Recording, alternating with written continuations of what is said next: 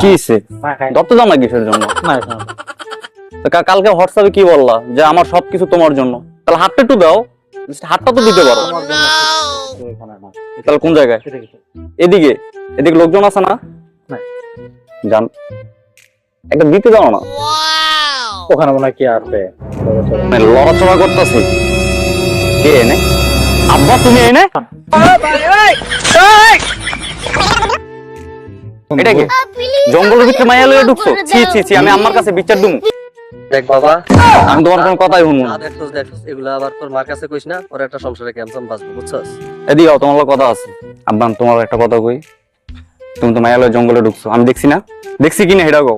দেখছি আমি যে মায়া লয়ে এসেছি এটা আমার কাছে কইও না, এটা কিন্তু আমার রিয়েল গার্লফ্রেন্ড, ঠিক আছে? আমি বিয়ে করব, সম্মতি থাকো, ঠিক আছে?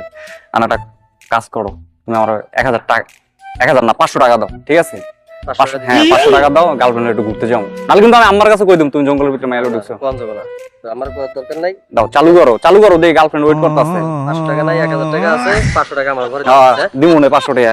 ये सब क्या देखना पड़ रहा है? अच्छा है मैं अंधा हूँ।